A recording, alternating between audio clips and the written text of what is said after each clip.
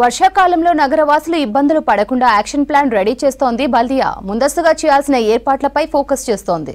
సిటీలో వర్షం పడగానే వెళ్లి వాన నీటిని క్లియర్ చేయడంతో పాటు పడిపోయిన చెట్లను తీసేయడానికి స్పెషల్ మాన్సూన్ టీమ్స్ ను ఏర్పాటు చేస్తున్నారు బల్దియా అధికారులు. జూన్ నుంచి అక్టోబర్ వరకు పనిచేయనున్న మాన్సూన్ టీమ్స్ కోసం సర్కిళ్ల వారీగా టెండర్లు పిలుస్తోంది జీహెచ్ఎంసీ.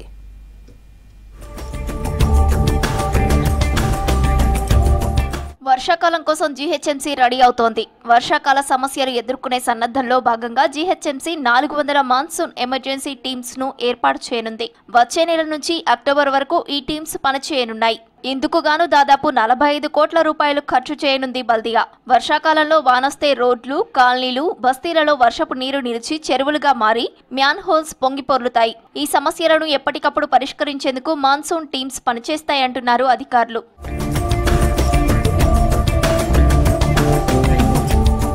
జీహెచ్ఎంసీ పరిధిలో మొత్తం 141 వాటర్ లాగింగ్ పాయింట్స్ ఉన్నాయి. ఈ ప్రాంతాల్లో స్టాటిక్ టీమ్స్ ను నియమించనున్నారు. రోడ్లపై నీళ్లను ఎప్పటికప్పుడు ఈ టీమ్స్ తోడిపోయనున్నారు. నీళ్లు ఎక్కువగా ఉంటే మోటార్లతో డ్రైనేజ్ లైన్ లోకి పంపుతారని తెలిపారు. వీరితో పాటు వాహనాలతో కూడిన మొబైల్ టీమ్స్ కూడా అందుబాటులో ఉంటాయన్నారు.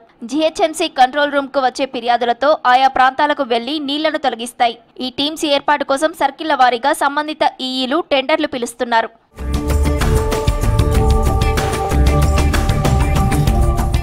వర్షాకాలంలో మొబైల్ ఎమర్జెన్సీ టీమ్స్ కూడా ఏర్పాటు చేస్తున్నారు.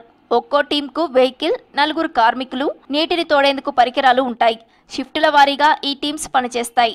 ఇలాంటి టీమ్స్ సిటీలో దాదాపు 150 వరకు ఉంటాయన్నారు అధికారులు. నీరు అధికంగా నిలిచిపోయి రోడ్లు చెరువులలాగా మారే ప్రాంతాల్లో స్టాటిక్ టీమ్స్ పనిచేయనున్నాయి. ఇక మొబైల్ ఎమర్జెన్సీ టీమ్స్ వాహనాలకు జీహెచ్ఎంసీ లోగోతో బోర్డు పెట్టాలని, టీంకు నేతృత్వం వహించే వారి ఫోన్ నెంబర్లను అన్ని పోలీస్ స్టేషన్లకు అందజేయాలని ఆర్వి కర్ణన్ ఇప్పటికే ఆదేశాలు జారీ చేశారు.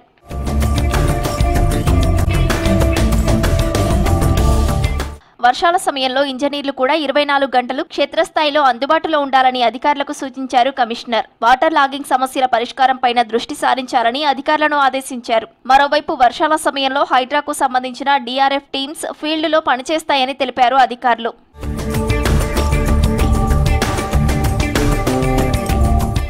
ట్రాఫిక్, జీహెచ్ఎంసీ, హైడ్రా టీమ్స్ సమన్వయంతో ఈ వర్షాకాలంలో వచ్చే సమస్యలను ఎదుర్కొంటామని తెలిపారు బల్దియా అధికారులు.